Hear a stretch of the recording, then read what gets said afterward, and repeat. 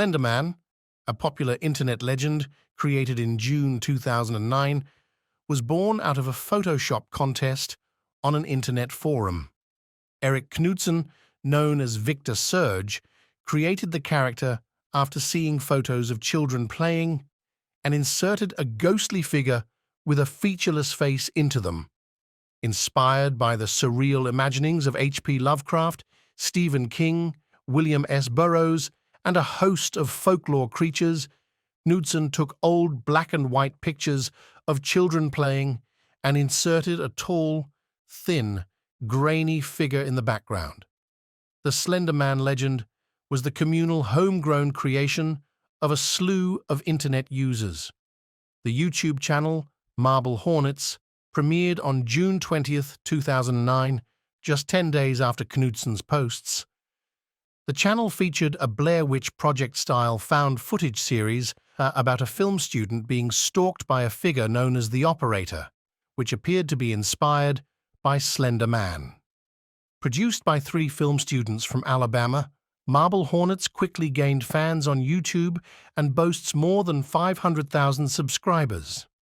Other Slenderman-inspired videos and video games soon followed, appearing on websites with hundreds of thousands of visitors. In these depictions, Slenderman was always a tall, faceless figure with a dark suit and long arms, usually having tentacles on his back. Fans filled in the blanks of the mythos with their own ideas as to what he did and why. Users posited that he preyed on children, beckoning them into the woods and inviting them to kill in order to be initiated into his proxy. His modes and motives were always left ambiguous, but it was scarier not knowing any of the specific details about his backstory.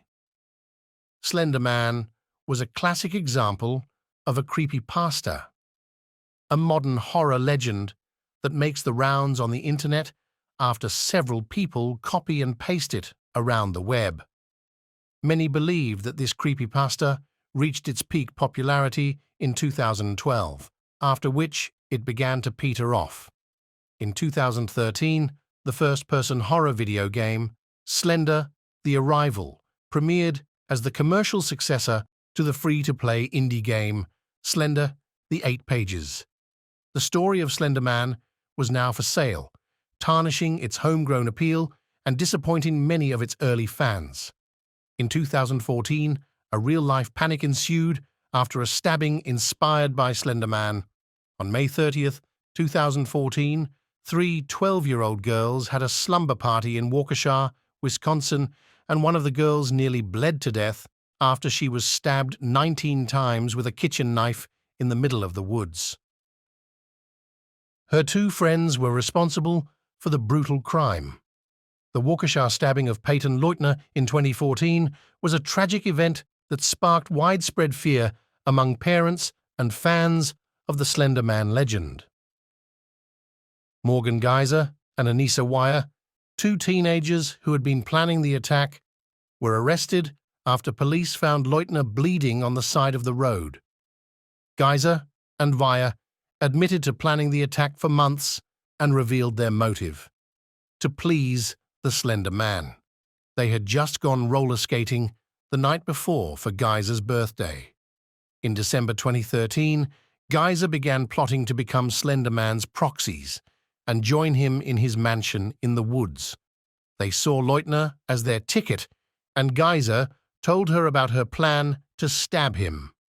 The state of Wisconsin decided to try the 2 adolescents as adults, but Geyser was soon diagnosed with schizophrenia. In 2017, a jury found that Weier was not criminally responsible for the stabbing due to mental illness, arguing that she suffered from shared delusional disorder. The stabbing incident seemed to be the final nail in the coffin for what was once a harmless internet meme. The infamous Marble Hornets released its final 2 episodes a couple of weeks later. However, the Slenderman story also claimed victims in other incidents, such as a woman in Hamilton County, Ohio, who was attacked with a knife by her 13-year-old daughter, who was said to have a history of mental illness and an obsession with the Slenderman legend. The mother was later treated for wounds to her face, neck, and back. Later that year, a single mother and her 9-year-old son woke up to a fire in their home in Port Richey, Florida, which the girl later admitted to reading a lot about the Slender Man legend and expressed remorse for setting the blaze. Despite these horrific attacks, most Slender Man fans simply wanted to enjoy a spooky legend without any violence. Some argue that eerie tales like these deserve a second look, as humans are simply titillated by terror